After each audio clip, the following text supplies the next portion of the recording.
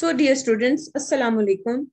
आज जो हम अपने लेक्चर सीरीज के मशीन लर्निंग के लेक्चर सीरीज के बिगिनर लेवल के लेक्चर सीरीज के इंट्रोडक्टरी लेवल के लेक्चर सीरीज का जो आज हम दूसरा टॉपिक डिस्कस करेंगे, दैट इज रिग्रेशन।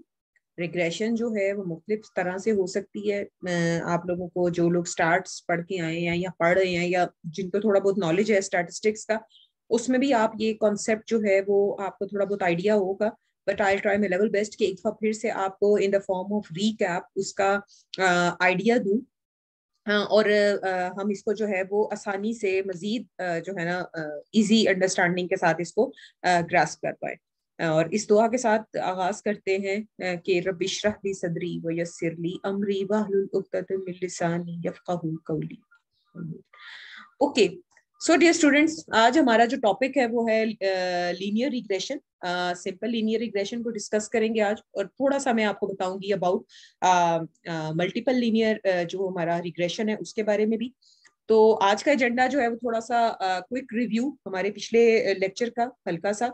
आज सुपरवाइज लर्निंग के साइंस के बारे में थोड़ा सा मजीद देखेंगे, सिंपल लीनियर रिग्रेशन के बारे में देखेंगे, रिग्रेशन यूज कहाँ होती है, बायवेरिएट और मल्टीवेरिएट मॉडल्स को देखेंगे, regression analysis, fitting a model क्या होता है, फिटिंग अ लीनियर मॉडल क्या होता है, सम ऑफ स्क्वायर्ड एरर्स का क्या कॉन्सेप्ट है, आपने गुडनेस ऑफ फिट जब कंप्यूट करनी हो तो इसका क्या मतलब है।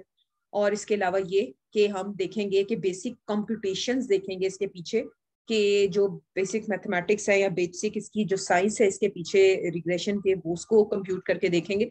बीइंग अ सॉफ्टवेयर इंजीनियर्स आपको इसकी बहुत ज्यादा मैथमेटिक्स के पीछे जानने की जरूरत नहीं है, क्योंकि पाइथन में जो है वो लाइब्रेरीज मौजूद हैं। आप जस्ट उनको कॉल करते हैं और आपके जो है वो आपको मॉडल फिट कर देता है, आपको इवेलुएट कर देता है। मगर फिर भी आपको पता है कि एक चीज को यूज करने के लिए उसके पीछे के जो बेसिक कह लें कि वर्किंग है, वो आपको थोड़ी बहुत उनकी अंडरस्टैंडिंग होनी चाहिए। तो फिर हम बिस्मिल्लाह करते हैं और हम देख लेते हैं कि एक रिव्यू के सुपरवाइज लर्निंग हमने देखा था कि जहाँ पे हमें क्वेश्चंस के साथ साथ हमें आंसर्स भी दिखाते हैं आप अपने मॉडल को, और उन एग्जाम्पल्स की, उन आउटपुट की बेस पे, जब आप आउटपुट की बेस पे आप अपने सिस्टम को ट्रेन करते हैं तो वो एक सुपरवाइज्ड मोड ऑफ लर्निंग होती है। तो उसको हमने इन द लास्ट लेक्चर काफी डिटेल में देखा था। फिर आज हम देखेंगे कि रिग्रेशन और क्लासिफिकेशन बेसिकली इन दोनों में क्या फर्क है। देन हम देखेंगे कि लीनियर रिग्रेशन जो है वो हमारे पास नॉर्मली जो है वो सिंपल और मल्टीपल टाइप की होती है। इसकी भी एग्जांपल्स देखेंगे इंशाल्लाह। अब सबसे पहले अगर हम बात करें कि साइंस ऑफ सुपरवाइज लर्निंग, कि बेसिकली जो सुपरवाइज लर्निंग है वो किस तरह से काम करती है, तो इसकी डिस्कशन में जाने से पहले हमें कुछ चीजें जो है वो पता होनी बहुत जरूरी है। कि हमने ये देखा था कि सुपरवाइज लर्निंग में हम मशीन को जो है वो क्वेश्चंस के साथ साथ उसकी लर्निंग के लिए आंसर्स भी दिखा रहे होते हैं, और इस तरह से हम एक ऐसा मॉडल ट्रेन करते हैं, मशीन को जो है वो इस काबिल करते हैं कि वो कोई मैपिंग प्रोड्यूस कर सके, कोई पाथ प्रोड्यूस कर सके, या कोई अपनी अंडरस्टैंडिंग स्टैब्लिश कर सके कि किस तरह से इनपुट से, यानी कि जिनको इनपुट कह रहे हैं या क्वेश्चंस कह रहे हैं, इनपुट से कैसे एक आउटपुट या एक आंसर जो है वो प्रोड्यूस हुआ है। बेसिकली हमारा ऐसा एक मकसद है कि ऐसा हमने एक मॉडल बनाना है। हम जब मशीन को पहला इंस्टेंस प्रोवाइड करते हैं तो वो एक मैपिंग प्रोड्यूस करती है, कोई नंबर ऑफ स्टेप्स या नंबर ऑफ, या आप कह लें कि एक मैकेनिज्म अपने पास एक स्टैब्लिश कर देती है कि इन स्टेप्स को फॉलो करते हुए इस पर्टिकुलर इंस्टेंस का ये पर्टिकुलर जो आंसर है ये मेरे पास रिसीव हुआ है। और फिर जब हम नेक्स्ट इंस्टेंस प्रोवाइड करते हैं तो फिर वो क्या करती है कि जो उसने पहले जो कुछ नंबर ऑफ स्टेप्स या कोई अपनी अंडरस्टैंडिंग स्टैब्लिश की थी, वही वाले स्टेप्स जो है वो नेक्स्ट आउटपुट जनरेट करने के लिए वो मैप करने की कोशिश करती है। अगर तो वही वाले, वो जो आपने स्टेप्स जो हैं वो फॉलो किए हैं, आपके उस नेक्स्ट आउटपुट के ऊपर उसको जो है वो सेम स्टेप्स फॉलो करके अगर वो सेम रिजल्ट्स नहीं आए, तो फिर मशीन क्या करती है, अपने नेक्स्ट इंस्टेंस के लिए उन स्टेप्स को क्या कर लेती है, मॉडिफाई कर लेती है। ठीक है, इसी तरह से आप कह सकते हैं कि ये जो उसकी फिर अंडरस्टैंडिंग है वो कह लें कि हर एक इंस्टेंस पे मोडिफाई होती रहती है, वो अपने हर एक इंस्टेंस को आप कह लें कि अपनी जो अंडरस्टैंडिंग है उसको इम्प्रूव करती रहती है। और ये वाला जो प्रोसेस है ये कब तक होता रहता है? ये तमाम ट्रेनिंग इंस्टेंसेस के ऊपर होता है। जितने भी इंस्टेंसेस या जितने भी रोज या जितने भी ऑब्जर्वेशंस, ये सब मैं चीजों को एक ही चीज कह रही हूँ, ये सब जो है फिर वो क्या होते हैं, वो अपने हर एक इंस्टेंस के ऊपर उसको क्या करती रहती है, एडजस्ट करती है, ताकि एक जेनेरिक एब्स्ट्रैक्शन, एक जेनेरिक एक मॉडल, एक जेनेरिक एक फंक्शन उसको कह लें, वो इस्टेब्लिश किया जा सके। ठीक हो गया। अब क्या होता है कि जितनी भी हमारी ट्रेनिंग एग्जांपल्स हैं, हम ये एक्सपेक्ट करते हैं कि जो मशीन है वो अपनी लर्निंग, अपनी जो उसकी अंडरस्टैंडिंग है, वो एक कह लें कि कंप्लीट कर ले, और एक मैकेनिज्म या एक एल्गोरिदम जो कि उन क्वेश्चंस को आंसर्स के ऊपर मैप करने के लिए जरूरी है, कि जिससे क्वेश्चन के साथ उसका आंसर जो है वो सूटेबल आंसर, एक ऐसा मैकेनिज्म बिल्ड हो जाए जिससे इन क्वेश्चन के साथ साथ उनका आंसर जो है वो आ रहा हो। मशीन ऐसी मैकेनिज्म को, ऐसे कहने के अंडरस्टैंडिंग को इस्टेब्लिश कर सके, जो कि क्या कर सके, क्वेश्चन को उसके आंसर में एक जर्नल फॉर्म में, एक जर्नल फॉर्म मिल जाए, हम कि हम यहाँ पे क्वेश्चन दें और उसका रेलेवेंट जो है वो आंसर आ जाए। क्योंकि हम स्पेसिफिक इंस्टेंसेस दे रहे हैं ना, मशीन जो है वो हम उससे क्या करना चाह रही है, एक जेनेरिक मैपिंग जो है ना प्रोड्यूस करना चाह रही है, या जो हम उसको एग्जांपल्स दिखा रहे हैं उनकी बेस पे वो एक एब्स्ट्रैक्शन प्रोड्यूस करना चाह रही है, ताकि एक एब्स्ट्रैक्ट किस्म का मॉडल बन जाए, जो कि उन्हीं दिखाई गई इंस्टेंसेस के ऊपर, उन्हीं दिखाई गई एग्जांपल्स के ऊपर मशीन जो है वो एक अंडरस्टैंडिंग जो है वो प्रोड्यूस कर ले, और उसको हम क्या कहते हैं, हम उसको क्या कहते हैं कि वो एक मॉडल जो है वो बिल्ड कर ले। एग्जाम्पल ऐसी है, जैसे मिसाल के तौर पे हमने मशीन को दिया है 2 और 4, ठीक है, और आउटपुट उसके साथ है 6, ठीक है। अब आपने अगर 2 और 4 इनपुट दिया और आउटपुट उसको दिखा रहे हैं 6, तो उसने जो है वो और नेक्स्ट अगर आप देखें, नेक्स्ट ही हमने अगर मिसाल के तौर पर उसको हम दे देते हैं, फॉर एग्जाम्पल 6 दे देते हैं और 4 दे देते हैं, और आउटपुट उससे उसको दिखा रहे हैं कि 10 आएगी, और इसी तरह हम उसको 10 दे रहे हैं और 2 दे रहे हैं और आउटपुट उसको दिखा रहे हैं कि 12 है, तो मशीन जो है वो कुछ अपनी एक कॉन्सेप्ट बिल्ड कर लेगी कि ये कोई एडिंग का प्रोसेस है। और इनिशियली ये जो है वो क्या था, मशीन को नहीं पता था, मगर उसने इंस्टेंसेस को देखते हुए, उनके रिजल्ट्स को देखते हुए, उसने अपनी एक कह लें कि अंडरस्टैंडिंग स्टैब्लिश की है कि ये क्या है, ये कोई जो है वो एडिशन हो रहा है। इसी तरह एक और एग्जांपल जो मैंने आपको लास्ट लेक्चर में भी दी थी, कि जैसे सोशल मीडिया पे आपके पास रिडल्स होते हैं, आपको मुख्तलिफ शेप्स दी होती हैं, मुख्तलिफ कह लें कि फ्रूट्स दिए होते हैं, तो वहां पे आपको एक आउटपुट भी दी होती है, कि जैसे कोई एप्पल, बनाना और 60 ट्रक। तो अब क्या करते हैं कि हम अपनी एक अंडरस्टैंडिंग बनाते हैं स्टेप वाइज, और उसको एक स्टेप बाय स्टेप हर एक कह लें कि एक रिडल दूसरी रिडल, वो आपको पता है ना कि वो नंबर ऑफ रोज होती हैं, उनके अंदर जो है वो उस तरह से शेप्स दी होती हैं। तो क्या होता है कि हम स्टेप वाइज अपनी एक जनरलाइज किस्म की एक कॉन्सेप्ट बना लेते हैं, और उसके बाद एंड में आपको पता है कि वो इसी तरह एक रो होती है, उसके आगे लिखा होता है क्वेश्चन मार्क।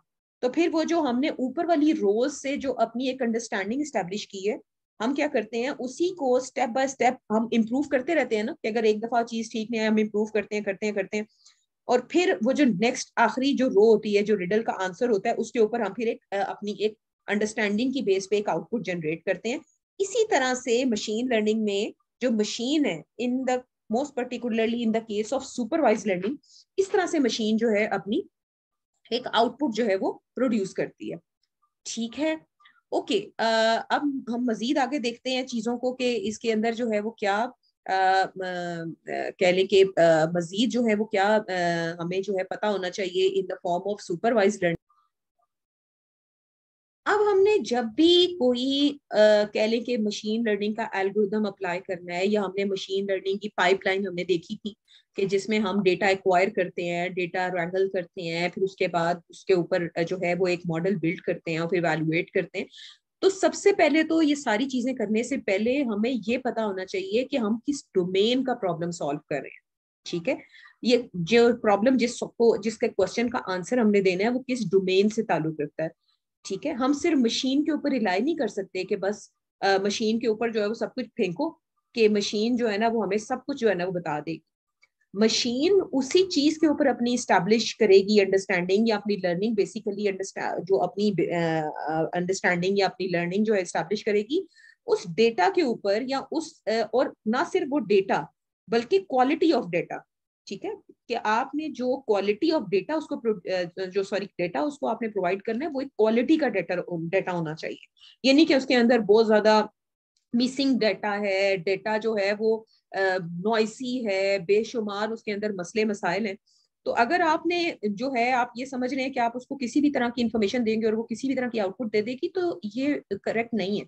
मशीन को जिस बेस पे, जिस डेटा की बेस पे आप ट्रेन करते हैं, उसकी क्वालिटी बहुत ज्यादा मैटर करती है एक अच्छी लर्निंग के लिए।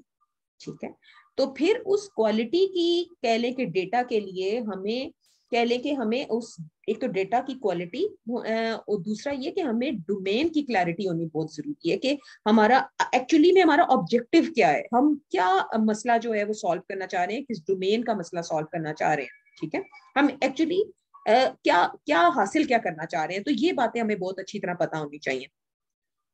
अब अगर हम ये कहते हैं कि हमारे पास लॉट्स ऑफ डेटा है, ठीक है, और हमें जो है वो उसका फायदा उठाना है और हमें मशीन लर्निंग के थ्रू उससे कोई इंसाइट्स लेनी है, कोई डेटा जो है वो हमें जो है वो उसकी बेस पे हमने कुछ अंडरस्टैंडिंग स्टैब्लिश करनी है, तो हमें जो है वो डेटा एक्वायर करना है उस प्रॉब्लम के लिए। मगर ये जो डेटा सेट्स हैं ये ऐसे कुछ तो आपको आपने देखा होगा आपको फ्रीली अवेलेबल हैं कि उसके ऊपर जैसे कैगल के ऊपर है, यूसीआई के रेपोजिटरी है। मगर ये कि जो आपके रियल डेटा सेट्स होते हैं उसमें प्राइवेसी के बहुत कंसर्न्स होते हैं कि कोई भी शॉपिंग जो स्टोर है वो आपको अपना जो है वो प्राइवेसी कंसर्न्स की वजह से आपको अपना डेटा नहीं देगा। मार्केट के जो कह लें कि जो मार्केट में लोग काम कर रहे हैं वो अपने कस्टमर्स का डेटा ज्यादातर इंटरनल ऑडिट्स के लिए या फाइनेंशियल मैनेजमेंट के लिए यूज कर रहे होते हैं। उनका प्राइमरी मकसद जो है वो ये कह लें कि ट्रेंड एनालिसिस या मार्केट के मैं कह लें कि इनसाइट्स फाइंड आउट करने नहीं होते।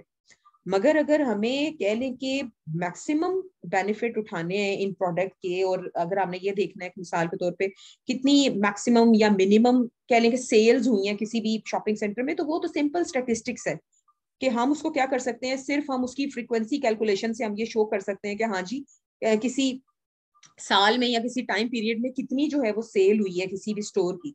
मगर अगर हमें डीपर एनालिसिस करना है और हमें ये कोई उस डेटा में से कोई मीनिंगफुल इनसाइट्स निकालनी है कि फॉर एग्जांपल कोई कौन से इंसिडेंट्स थे कि जो कि जिसकी वजह से कोई किसी भी स्टोर की जो सेल सेल है वो स्लो डाउन हो गई किसी खास टाइम फ्रेम में। ठीक है, तो हमें फिर उसके लिए हमें प्रॉपर उनका सारा हिस्टोरिकल डेटा चाहिए किसी भी स्टोर का। अब वो जो डेटा है उस स्टोर का वो डीप एनालिसिस के लिए स्टोर नहीं किया गया था, वो किसी और मकसद के लिए स्टोर किया गया था। तो अब जाहिर है वो आपको पता है कि जब स्टोर होता है तो जब डेटा एंट्री करनी होती है तो अक्सर जो ऑपरेटर्स हैं वो कितनी गलतियां कर रहे होते हैं। तो जब गलतियां हो रही होती हैं तो डेटा के अंदर डेफिनेटली आप इतना क्वालिटी का डेटा नहीं होगा, उसको हमें क्लीन करना पड़ेगा, उसे हमें प्री प्रोसेस करना पड़ेगा। उसे वही तो जो हमने लास्ट टाइम मैंने देखा था कि उसकी रैंगलिंग, उसकी क्लीनिंग, उसकी प्री प्रोसेसिंग जो है वो हमें करनी पड़ेगी। ये नहीं कि बस मशीन लर्निंग में कुछ भी आप जो है ना वो मशीन में डालें और आप बस उसको एल्गोरिथम चला दें, नहीं। किसी भी मशीन लर्निंग के एल्गोरिथम को डेटा प्रोवाइड करने से पहले हमें उसे क्या करना होता है, हमें उसे प्री प्रोसेस करना होता है, उसे हमें क्लीन करना होता है। अब डेटा इंटीग्रेशन की अगर बात करें तो डेटा जो है वो हमारे पास मल्टीपल सोर्सेज से आ रहा है। आप देखिए ना, स्कैनर से आ रहा है डेटा, मुख्तलिफ सोर्सेज से आ रहा है हमारे पास। तो फिर अब हमें अगर जो है वो डेटा कह लें कि एक्वायर करना है तो वो उसके लिए हमें डेटा को इंटीग्रेट भी करना है। अब मशीन जो है वो हमें फॉर एग्जांपल अगर हमने कर लिया सारा कुछ, प्रोसेस कर लिया, डेटा फीड कर दिया, एक मॉडल जनरेट कर दिया, तो अब हमें क्या है कि हमने उससे रिजल्ट्स को जो है वो इंटरप्रेट करना है, क्योंकि हम किसी पर्टिकुलर डोमेन में किसी खास मकसद के लिए ये सारी पेन ले रहे थे ना। कि जैसे फॉर एग्जांपल हम ये कहते हैं कि अगर अनसुपरवाइज के केस में, जहाँ पे हमने पिछली बार डिस्कशन भी की थी कि अनसुपरवाइज लर्निंग क्या होती है, सुपरवाइज लर्निंग क्या होती है, तो क्या है कि हमने मिसाल के तौर पर स्टूडेंट्स का जो है वो एक लॉट्स ऑफ जो है ना यूनिवर्सिटी स्टूडेंट्स का डेटा दे दिया। मशीन जो है ना उन स्टूडेंट्स की जो है ना हमें क्लस्टर्स जो है वो बना के दे रही है। अब वो क्लस्टर्स किसी बेस पे भी हो सकते हैं, उनकी स्किल की बेस पे हो सकते हैं, किसी भी बेस पे हो सकते हैं। तो फिर हम क्या है कि उन क्लस्टर्स, अब हमें मशीन ने कुछ आउटपुट दी है, हमें कुछ उनकी जो है वो क्लस्टर्स ग्रुप्स बना के दे दिए। तो अब हम क्या कर सकते हैं कि हम उन क्लस्टर्स की बेस पे अपना एक एनालिसिस कर सकते हैं, हम उन क्लस्टर्स की बेस पे अपनी एक इंटरप्रिटेशन कर सकते हैं। और ये क्लस्टर जो है वो मुख्तलिफ तरह से डिफरेंट भी हो सकते हैं, क्योंकि वो हर, आपने देखा था कि हमने क्लस्टरिंग को देखा था कि मुख्तलिफ नौइयत के जो है वो क्लस्टर्स बन जाते हैं। अब हम क्या करते हैं कि हमारी जो, हमने जो नॉलेज एक्वायर किया है, हम ठीक है, उससे हमने एक रिजल्ट्स जो है वो इंटरप्रेट कर लिए, हमने कुछ मीनिंगफुल इंसाइट्स जो हैं उससे ग्रास्प कर लिए। अब हमने उन इंसाइट्स को हमने रिलेट करना है हमारे अल्टीमेट गोल के साथ, अपने बिजनेस ऑब्जेक्टिव के साथ, जो कि हमने कहाँ सेट किए थे, हमने जो बिल्कुल स्टार्ट में सेट किए थे। बिल्कुल ऐसे ही है, फॉर एग्जाम्पल कि अगर हम ये प्रिडिक्ट करना चाहते हैं कि अगली जो जो गाड़ियां गुजर रही हैं एक सड़क से, अगली जो गाड़ी गुजरेगी हमारे घर के पास से, उसका कलर जो है वो क्या होगा। अच्छा, अब हम जो है, चले लेट सपोज हमने अगर प्रिडिक्ट कर भी लिया कि उसका कलर जो है वो ब्लैक होगा फॉर एग्जाम्पल, तो हमने अगर ये करेक्ट प्रिडिक्शन कर भी ली है, यानी कि हमारी मशीन ने एक करेक्ट आपको प्रिडिक्शन दे भी दी है, मगर आपने ये प्रिडिक्शन क्यों की है, क्या मकसद था कि हमने गाड़ी का कलर जो है ना वो हमने प्रिडिक्ट किया, इसके पीछे का ऑब्जेक्टिव क्या था। तो हो सकता है कि हम इसके पीछे लोगों की साइकोलॉजी असेस करना चाह रहे हो, ठीक है, कि मतलब कोई भी ऐसा क्वेश्चन होता है कि जिसकी बेस पे आप अपना, कोई भी ऐसा प्रॉब्लम होता है, किसी भी डेटा साइंटिस्ट के दिमाग में एक सवाल होता है जिसकी वजह से वो किसी भी डेटा के इनसाइट्स निकालता है, कोई अंडरस्टैंडिंग अपनी जो है वो क्लियर करता है। अब जो है फॉर एग्जांपल, ये जो कह लें कि लूप है, ये जो आपका अंडरस्टैंडिंग का लूप है, ये जो मॉडल का एक अंडरस्टैंडिंग है, ये कॉन्टिन्यूस प्रोसेस है, ठीक है। इम्प्रूवमेंट जो है वो कभी भी जो है, आपको पता है इंसान की भी इम्प्रूवमेंट जो है वो कभी स्टॉप नहीं होती। तो इस तरह से जो इम्प्रूवमेंट का मार्जिन है वो हमेशा लगा रहता है। तो आगे चलते हैं, क्योंकि मशीन की लर्निंग बिल्कुल ऐसे ही है जैसे इंसान की जो है वो लर्निंग है, हमने ये बात की थी पिछले लेक्चर में भी। अब हम जब सुपरवाइज लर्निंग की बात करते हैं तो ये फॉलोइंग स्टेप्स है जिसके ऊपर ये बेस करती है। तो हमें सबसे पहला स्टेप क्या है कि हमारे पास होना चाहिए डेटा सेट, ठीक है। और हम अभी फिलहाल, अभी हमारे स्टार्टिंग के लेक्चर्स हैं, तो अभी हम ये सपोज करते हैं या एज्यूम करते हैं कि हमारा डेटा जो है हमारे पास प्री प्रोसेस्ड है, कि यानी कि डेटा के अंदर क्वालिटी का डेटा है, ठीक है, डेटा ट्रांसफॉर्म्ड है, डेटा क्लीन्ड है। क्योंकि जब प्री प्रोसेसिंग की हम बात करते हैं तो उसके अंदर डेटा की ट्रांसफॉर्मेशन भी आती है, डेटा की क्लीनिंग भी आती है, नॉर्मलाइजेशन भी आती है। ये सब चीजें इंशाल्लाह ताला हम अपने कमिंग लेक्चर्स में हम डिस्कस करेंगे। हमारा डेटा प्री प्रोसेसिंग का अलग से एक टॉपिक होगा।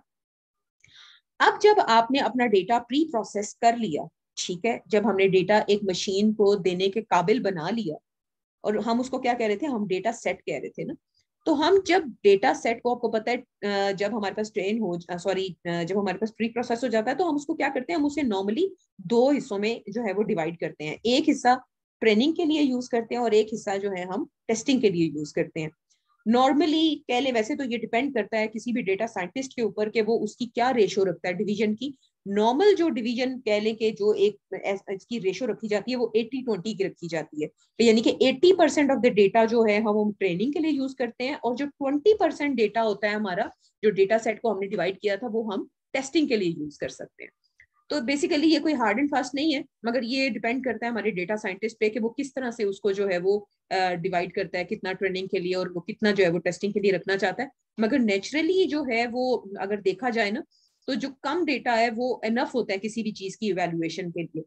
और आपने अक्सर देखा होगा ना कि अब कोई चीज आप पका रहे हैं, कोई नई डिश बना रहे हैं, तो वो उसमें जो है वो आप पूरी उसकी चेकिंग के लिए जरा सा चखते ही हैं, वो आपको बहुत ज्यादा उसको जो है ना वो खाने की जरूरत नहीं होती। तो वो जो टेस्टिंग के लिए है वो थोड़ा सा डेटा भी जो है एनफ होता है आपकी। मगर जो मॉडल की लर्निंग है, मॉडल की ट्रेनिंग है, उसके लिए हमें ज्यादा जो है ना वो एग्जाम्पल्स चाहिए होती है मॉडल को ट्रेन करने के लिए। हम ये क्लेम नहीं कर सकते कि अगर हम थोड़ी एग्जाम्पल्स या थोड़े इंस्टेंसेस जो है वो मॉडल को प्रोवाइड करेंगे और हम कहेंगे कि वो एक अच्छी परफॉर्मेंस देगा, तो ये हम बिल्कुल भी क्लेम नहीं कर सकते। क्योंकि बिल्कुल ऐसे ही बात है ना कि अगर स्टूडेंट को भी इसी तरह, अगर आप मैक्सिमम उनको एग्जाम्पल्स नहीं देंगे किसी कॉन्सेप्ट को समझाने के लिए, तो हम ये क्लेम नहीं कर सकते कि वो एग्जाम में जो है वो बहुत अच्छा परफॉर्म करेगा। तो same is the case with your machine. अब हमने एक लर्निंग मॉडल, ठीक है, हमने एक मॉडल या एक एल्गोरिदम, आप कह लें कि आपने कोई एक रॉ एल्गोरिदम अपने डेटा के पैटर्न को देखते हुए आपने पिक करना है। और हम ये डिसाइड करते हैं कि हमने अब इसको अपने ट्रेनिंग डेटा के ऊपर अप्लाई करना, ठीक है। और हम क्या करते हैं कि उस ट्रेनिंग डेटा को हम उस मॉडल को फीड करते हैं और मॉडल उस ट्रेनिंग डेटा के ऊपर अपने आप को जो है वो फिट करता है। कि इसका ये मतलब है कि फिटिंग अ मॉडल या ट्रेनिंग अ मॉडल का मतलब ये है कि हम जब मॉडल को ट्रेन कर रहे हैं तो मॉडल के पैरामीटर्स को आइडेंटिफाई करने की कोशिश कर रहे हैं, या हम ये कह रहे हैं कि हम मॉडल को फिट कर रहे हैं अपने टारगेट के मुताबिक, ठीक है। या हमारा कह लें कि टारगेट है कि हमने अपने मॉडल को जो है वो ट्रेन करना है, या मॉडल को जो है वो उस डेटा प्रोवाइडेड डेटा के ऊपर हमने, यानी कि जो ट्रेनिंग डेटा है हमारा, उसके ऊपर हमने क्या करना है, उसको फिट करना है।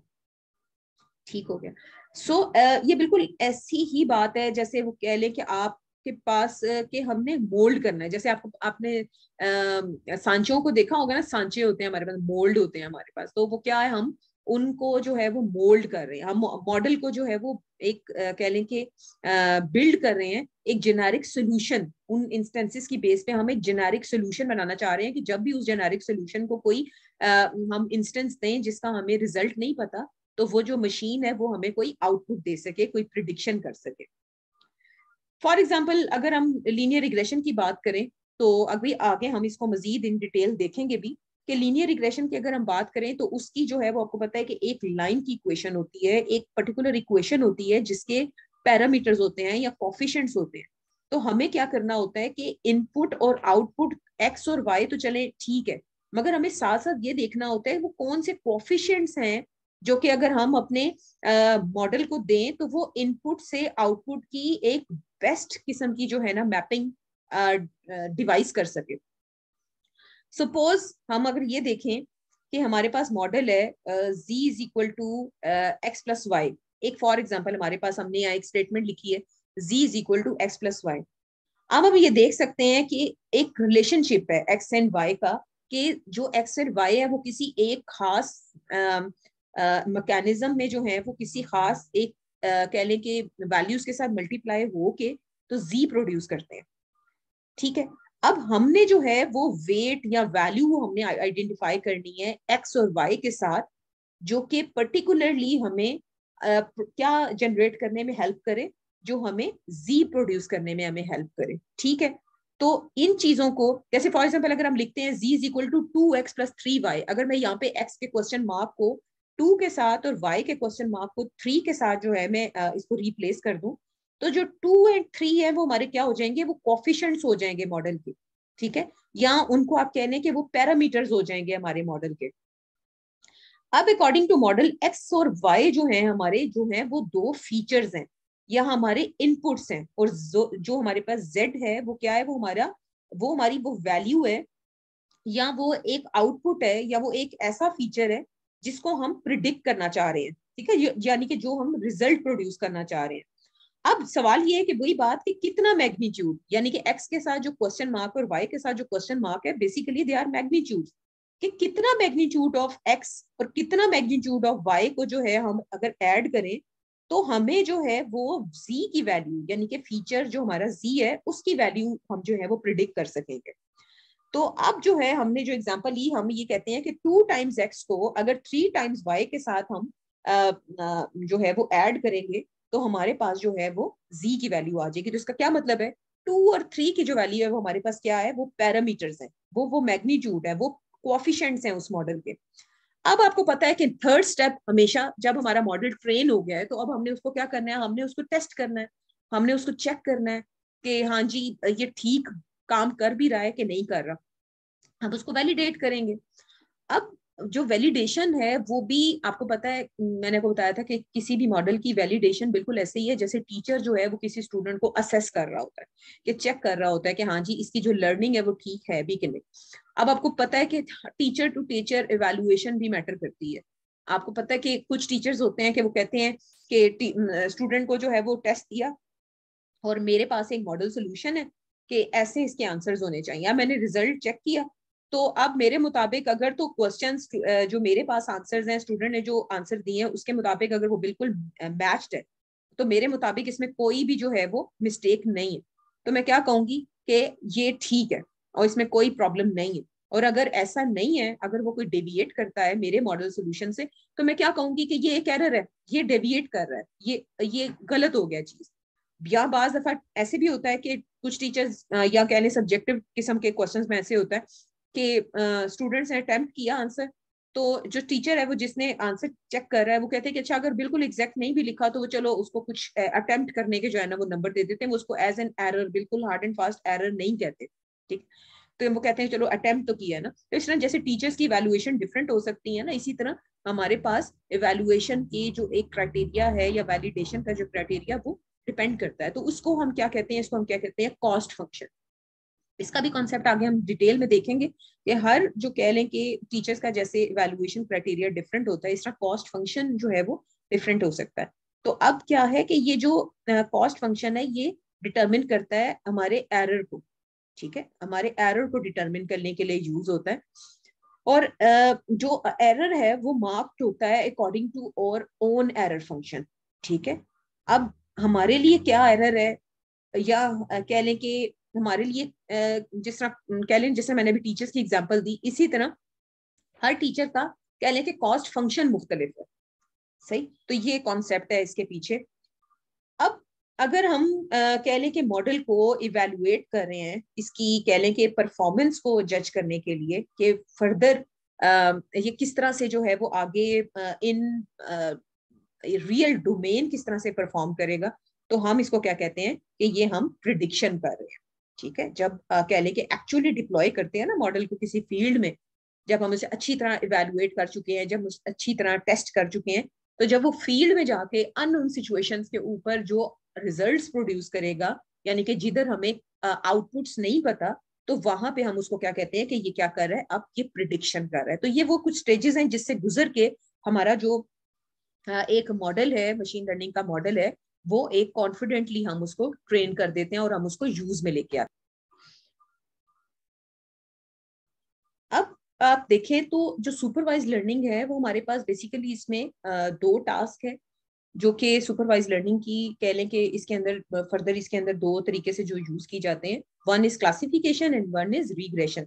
अब क्लासिफिकेशन जो है वो अपने नाम से ही जाहिर है, क्लासिफिकेशन क्लास से निकला, क्लासिफाई से निकला, कि हम क्या करें कि जो आउटपुट है ना, जो एक हम एक्सपेक्ट कर रहे हैं, वो in the form of classes होगी। हम उनको क्लासेस कह सकते हैं, लेबल्स कह सकते हैं, कैटेगरीज कह सकते हैं। और जो दूसरा हमारे पास कह लें कि इसका जो टास्क है सुपरवाइज लर्निंग का, दैट इज रिग्रेशन। ठीक है, इसमें क्या होता है कि जब हमारी जो आउटपुट है, यानी कि जो हम रिजल्ट्स जो एक्सपेक्ट करते हैं, that is a continuous output. ठीक है, जो मशीन से हम आउटपुट एक्सपेक्ट कर रहे हैं, that is a continuous output. और जो उसकी एस्टिमेशन या प्रिडिक्शन, जो हमारे आउटपुट की प्रिडिक्शन है, वो किसकी बेस पे हो रही होती है, basically on the basis of your continuous scale. Right, कि जो उसके आपको पता होगा, आपने डिस्क्रीट और कॉन्टिन्यूस जो है वेरिएबल्स वगैरह पढ़े होंगे, तो उसकी जो हमारी आउटपुट है वो क्या होगी, वो एक कॉन्टिन्यूस स्केल के ऊपर होगी in the form of regression.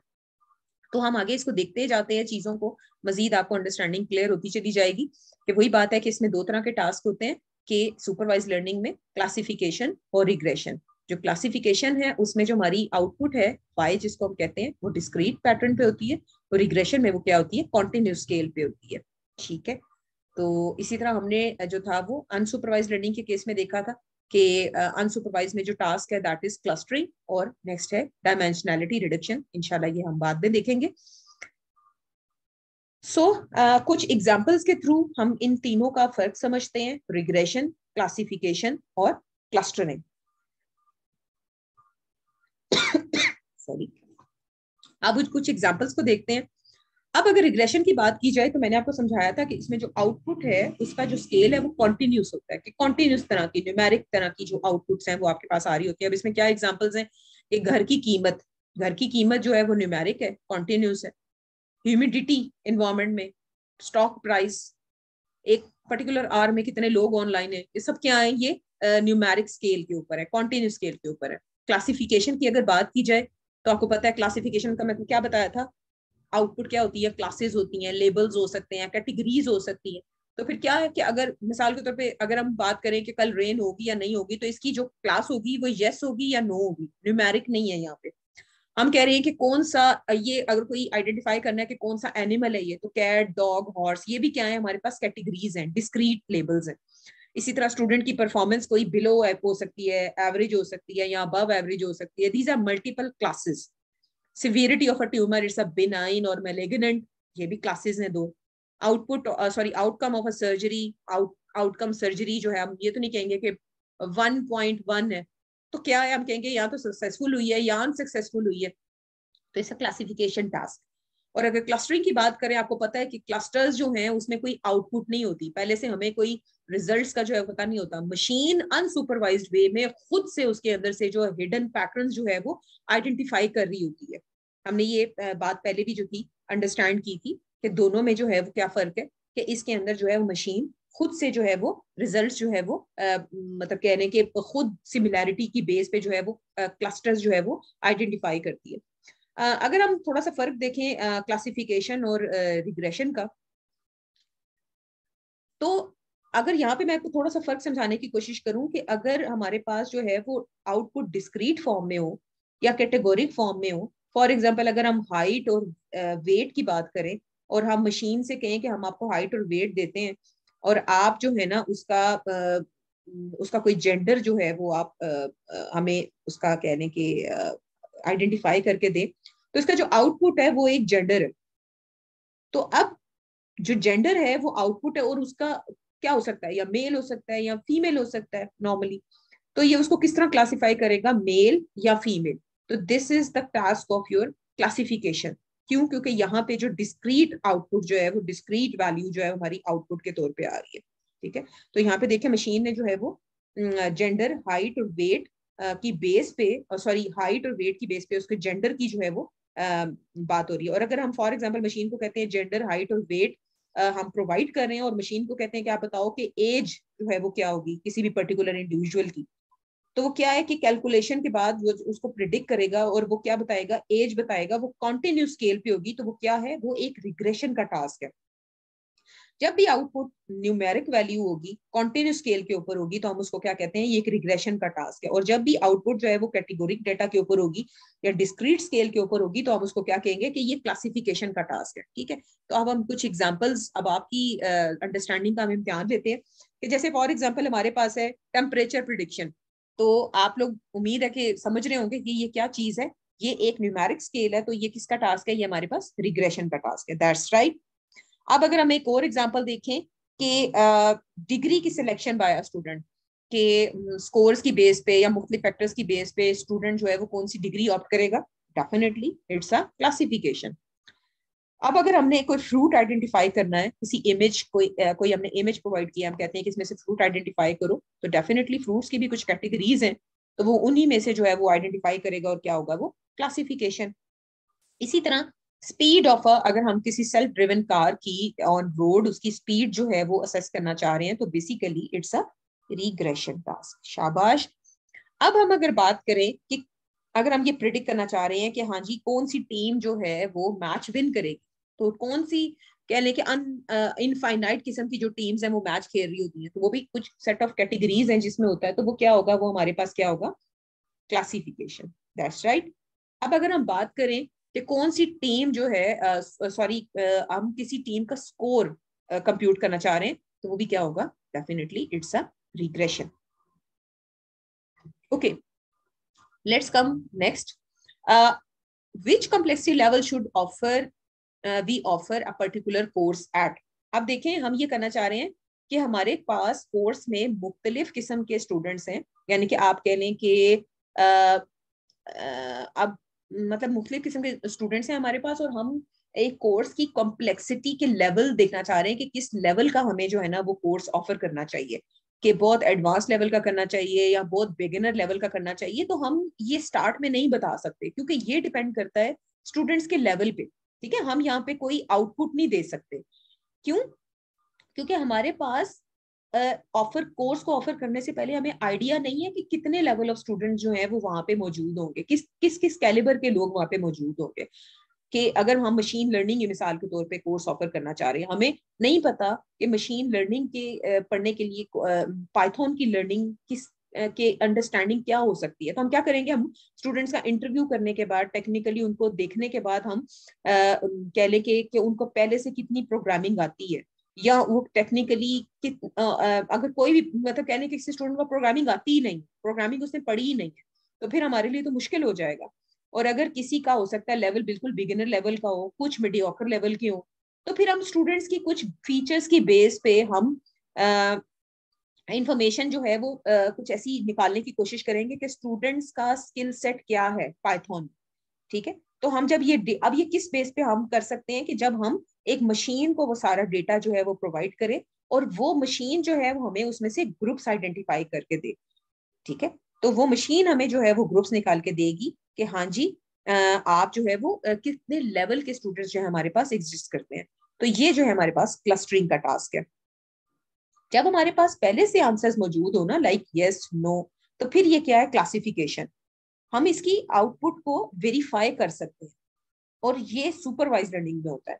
और जब हमारे पास क्वेश्चंस के आंसर्स मौजूद ना हो, जो नॉर्मली अनसुपरवाइज के केस में होता है, तो फिर और हमें आंसर ढूंढना है, तो जब हम हिडन पैटर्न आइडेंटिफाई करने की कोशिश करते हैं ना रॉ डेटा में से, जहां पे हमारे पहले से कोई नॉलेज नहीं होता, तो वहां पे जो है हम आउटपुट वेरीफाई नहीं कर सकते, क्योंकि वो तो हिडन है, उस डेटा के अंदर छुपा हुआ है, और हम जो है we are trying to look up for some patterns.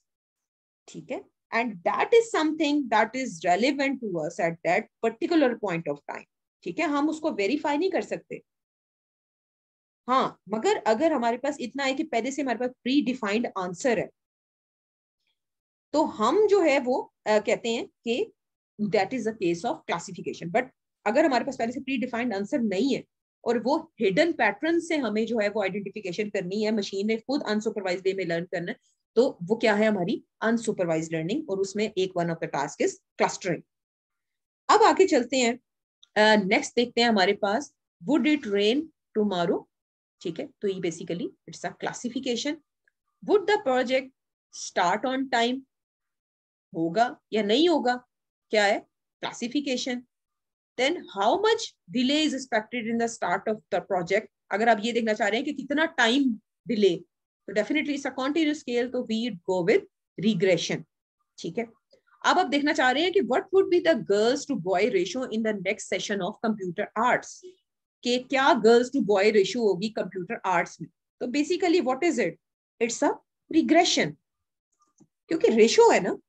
ठीक है, मतलब गर्ल्स टू बॉय रेशियो के केस में देखें कि एक ये वैल्यू है जो कि हम इसको बाद में वेरीफाई भी कर सकते हैं, मगर हम ये कहते हैं ना कि फॉर एग्जांपल कितनी टाइप ऑफ स्टूडेंट्स जो हैं वो यूनिवर्सिटी ज्वाइन करेंगे, हम ये नहीं बता सकते कि कितने टाइप ऑफ स्टूडेंट्स जो है वो यूनिवर्सिटी ज्वाइन करेंगे।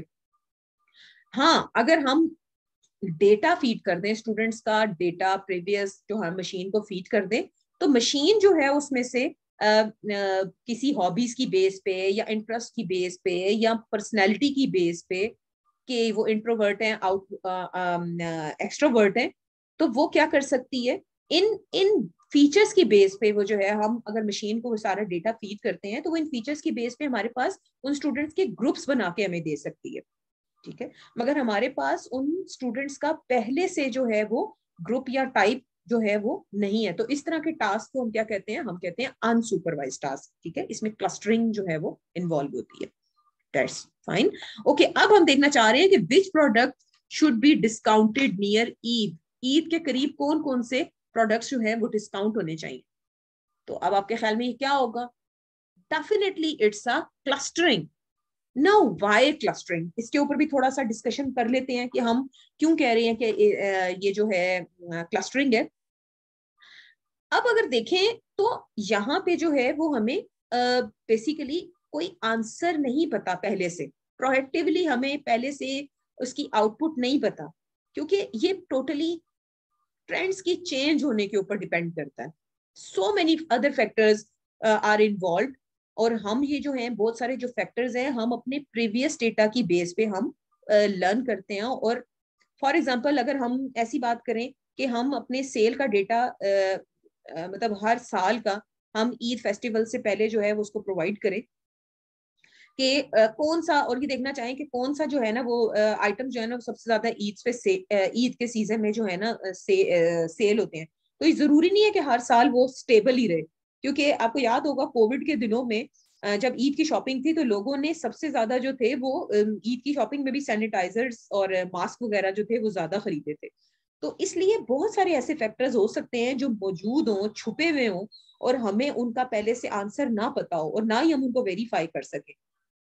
ठीक है, अगर हम ये कहते हैं कि हाँ जी what should be the top selling product, then it's a classification task. ठीक है, क्योंकि बहुत सारे कह लें कि प्रोडक्ट्स में से हम ये बता सकते हैं कि we have to tell after choosing which product should be top selling. ठीक है, अब प्रिडिक्शन हमारी राइट भी हो सकती है, रॉन्ग भी हो सकती है। ये पॉसिबल है कि मशीन जो है वो एक्चुअल आंसर से डेविएट करे, but when we don't have any idea that what would be the answer, and you rely basically, or you can say, and you only expect to have some pattern या finding groups, then it is the case of basically clustering। ठीक है, जहां पे आपको पहले से answer ना पता हो और आप हिडन पैटर्न्स की बेस पे जो है वो कोई इंफॉर्मेशन जो है वो एक्सट्रैक्ट करना चाह रहे हो। ओके, अब अगर फॉर एग्जांपल हम यहाँ पे बात करें कि कौन से प्रोडक्ट्स जो है वो ईद के दिनों में उनके ऊपर डिस्काउंट होना चाहिए, कि तो बेसिकली यहाँ पे पॉइंट ये है कि कौन से ऐसे प्रोडक्ट्स हैं जिनकी आपस में, जो प्रोडक्ट्स सेल हुए हैं उनकी आपस में कोई एसोसिएशन है। ठीक है, जो कि एसोसिएशन है किसके साथ? ईद फेस्टिवल के साथ। तो हम अब इसको कैसे फिगर आउट करेंगे? It will be answered when we'll feed our data to the machine and let it learn from that. This will be done in the supervised way। इसका क्या मतलब है कि मशीन by itself learn करेगी that there are products that were sold out a lot on Eid। ठीक है, and what is the feature of the product due to which the particular product sold much on Eid। ठीक है, तो कुछ features की base पे जो है ये वाली जो पैटर्न्स हैं या हिडन इंफॉर्मेशन है जो मशीन आपको आइडेंटिफाई करके देगी। तो अब क्या है कि हम पर्टिकुलर प्रोडक्ट्स को क्या कर सकेंगे, हम उसको ग्रुप कर सकेंगे कि सिमिलर प्रोडक्ट्स जो है वो एक क्लस्टर में चले जाएं। तो फिर हम क्या करेंगे कि हम डिसाइड कर सकेंगे कि हम उन क्लस्टर प्रोडक्ट्स को वो एक ही जगह पे रखें और उनके ऊपर हम कोई बिजनेस डिसीजन ले सकें कि हम उसके ऊपर कोई डिस्काउंट ऑफर कर सकते हैं, ताकि हम अपनी सेल को क्या कर लें, इंक्रीज कर लें। ठीक है, या इस तरह भी आप कह सकते हैं कि कौन से प्रोडक्ट को हम ग्रुप करें उन्हीं हिडन एसोसिएशंस की बेस पे जो कि हमें पहले से नहीं पता था। ठीक है, एक अनसुपरवाइज वे में हमने उस पूरे रॉ डेटा को मशीन को दिया और मशीन ने खुद से जो है ना उसको अनकवर किया है हिडन पैटर्न्स को। फॉर एग्जांपल आप ये कह सकते हैं कि अगर फॉर एग्जांपल जैसे मैंने आपको पिछली क्लास में भी एग्जांपल दी थी, अगर कोई डायपर्स खरीदने आ रहा है तो इस तरह हुआ है कि लोगों ने पेन किलर्स भी लिए। सही, और ये कहाँ से आई है, ये वाली फैक्ट्स कहाँ से आए हैं? हमारे पास प्रीवियस डेटा की बेस पे आए हैं। तो फिर क्या है कि there is a particular association जो कि एग्जिस्ट करती थी, जो आपको पहले नहीं पता था, डायरेक्टली नहीं पता था। तो ये आपने कहाँ से आइडेंटिफाई की? ये particular association would in come in front of you by the analysis of your previous record, and who will do it? It will be done by your machine when you will provide it with the previous data, historical data, right? तो फिर हम क्या कर सकते हैं? Okay, इसकी जो है ना वो डील्स हम मार्केट में लॉन्च कर सकते हैं। इकोनॉमिकल डील्स हो सकते हैं कि जिसमें डायपर्स के साथ जो है वो पेन किलर टेबलेट्स भी जो है वो ऑफर की जाए। तो इस तरह से हमें पहले से जो है वो आउटपुट का नहीं पता होता in the unsupervised learning, right? So अब हम आगे चलते हैं कि अगर फॉर एग्जांपल हमने मजीद कुछ एग्जांपल्स अगर हम देखें कि एग्जांपल है कि what colour of the car would it be the next car passed by. अब आप इसमें से कर सकते हैं गेस क्या है ये? That's right, this is classification. क्यों? क्योंकि यहाँ पे कलर एक ऐसी चीज है जो कि हम क्लियरली ऑब्जर्व कर सकते हैं, और कलर भी आपको पता है कार की रेंज होती है, इनफाइनाइट कलर्स नहीं होते, और हमें नॉर्मली पहले से पता होता है। ठीक है, उसी रेंज ऑफ कलर में से कोई गाड़ी होगी और हम उसको प्रिडिक्ट कर सकते हैं। हाँ, वो मे देयर इज अ चांस कि जो मॉडल है वो सही प्रिडिक्ट करे या गलत प्रिडिक्ट करे, बट हम क्या कर सकते हैं कि मतलब उन पॉसिबल रेंज ऑफ कलर्स में से हम एक पर्टिकुलर कलर जो है वो आइडेंटिफाई करेंगे। तो ये क्या है? ये क्लासिफिकेशन का टास्क है। फॉर एग्जाम्पल अगर हमारे पास ये कह लें कि हमारे पास होता कि हमने सारी गाड़ियों के ओनर्स का जो डेटा है रावलपिंडी इस्लामाबाद में जितने भी गाड़ियों के ओनर्स हैं, और हमने जो है वो मशीन को पिक कर दी, मशीन को हमने फीड कर दिया, और हम ये कह रहे हैं कि कितने टाइप ऑफ पीपल जो हैं वो एग्जिस्ट करते हैं, या कितनी क्लासेस जो हैं वो लोगों की जो है ना यहाँ पे एग्जिस्ट करती हैं। तो बेसिकली ये क्या है हमारे पास, this is a clustering task. अब why it's a clustering task? Because now the machine will provide or pick the groups on the basis of financial status, या आप कोई और एट्रीब्यूट्स भी हो सकते हैं कि मशीन ने उसकी बेस पे जो है वो ग्रुप्स जो है वो आइडेंटिफाई की। फॉर एग्जांपल कहते हैं कि रावलपिंडी इस्लामाबाद में 5 से 6 क्लासेस ऑफ पीपल जो है वो एग्जिस्ट करते हैं। फाइनेंशियल क्लासेस यानी कि कह लें कि कुछ जो है वो बिलो फाइनेंशियल रैंकिंग के हैं, कुछ एवरेज हैं, कुछ मिडिल क्लास लोग हैं, कुछ लो मिडिल क्लास हैं, कुछ अपर मिडिल क्लास हैं, कुछ अपर क्लास हैं, वगैरह वगैरह वगैरह। ठीक है, अब मशीन जो है वो कैसे आइडेंटिफाई कर रही है? अब ये जो ग्रुप्स मशीन ने क्रिएट किए हैं, ये बेसिकली उस इंफॉर्मेशन पे क्रिएट किए हैं जो कि हमने मशीन को प्रोवाइड की। Now actually in the start we really didn't know the association between the car and financial status of their owners. ठीक है, there were some attributes जिसकी बेसिस पे कोई सिमिलैरिटी उसने जो है ना कंप्यूट की है डिफरेंट लोगों के दरमियान या रिकॉर्ड्स के दरमियान, जो कि हमने मशीन को प्रोवाइड किया था, और उसके बाद उसने उसमें कोई एसोसिएशंस फाइंड किए और ग्रुप्स इसकी बेस पे उसने क्या कर दिए, बना दिए। तो जब किसी फीचर्स की बेस पे मशीन जो है वो इंस्टेंसेस के दरमियान सिमिलैरिटीज कंप्यूट करती है और उनके ग्रुप्स बना देती है, तो इसको हम क्या कहते हैं, that's a clustering, right? Okay, अब हम आगे चलते हैं, कुछ और एग्जांपल्स देखते हैं। For example students grouping for their course projects. ठीक है, स्टूडेंट्स जो हैं वो अपने कोर्स के प्रोजेक्ट्स में जो है वो अपने ग्रुप्स बनाते हैं। तो what is it, what do you say? It's a clustering. ठीक है, ये क्लस्टरिंग का टास्क है कि जो ग्रुप्स बन रहे हैं स्टूडेंट्स के। नेक्स्ट एग्जांपल अगर हम देख लें कि करंट सेमेस्टर में आप जो है वो आपका क्या जो है ना वो जीपीए आएगा, तो आपका इसके बारे में क्या ख्याल है कि क्या इसका रिजल्ट होगा? Yes, definitely it's a regression. ठीक है, क्योंकि न्यूमेरिक है ना, कॉन्टिन्यूस उसके ऊपर है। अब आप नेक्स्ट पूछ रहे हैं कि हाँ जी ग्रेड क्या आएगा? अब अगर आप ग्रेड देखना चाह रहे हैं तो बेसिकली क्या है, इट्स अ क्लासिफिकेशन। यूनिवर्सिटी में कितने टाइप्स ऑफ स्टूडेंट्स एग्जिस्ट करते हैं? ठीक है, अब ये ऑब्वियस सी बात है कि ये पहले से नहीं बताया जा सकता, ये एक क्लस्टरिंग का टास्क है। What clothing line should be offered in a particular season? ठीक है, डेफिनेटली इट्स अ क्लस्टरिंग। ठीक है, now why clustering? We will need to feed all the customers' data to machine, and the machine will provide clusters, and we'll decide that which sort of colors, which trend of clothing हमें जो है ना वो market में launch करनी है, right? Okay, next चलते हैं अगली एग्जांपल पे कि आपने जो है ना वो किसी भी बैंक में कौन सा मेन्यू जो है वो ऑफर करना, तो डेफिनेटली इट्स अ क्लस्टरिंग। क्यों?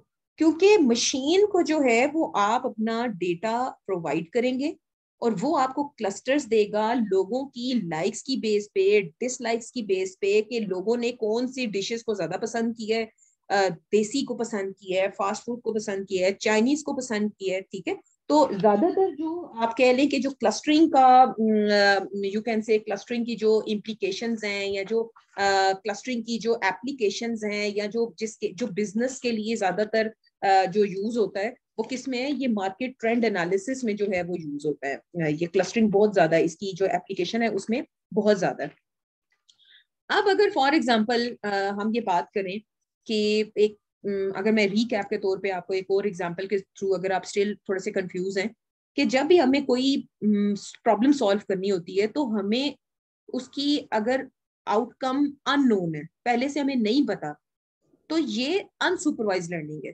ठीक है, तो if you need to know and machine to figure out the facts that you don't know, ठीक है, तो मशीन जो है वो हिडन पैटर्न्स जो आइडेंटिफाई करके देगी ये जो टास्क है ये किसका है? ये है आपका अनसुपरवाइज का। And clustering is one of the task of unsupervised learning, जिसमें आप किसी सिमिलैरिटी की बेस पे कि आपके पास जो मल्टीपल डेटा इंस्टेंसेस हैं, जो मल्टीपल एग्जांपल्स हैं, सिमिलैरिटी की बेस पे मशीन जो है वो आपको कुछ सिमिलर ग्रुप्स बना दे।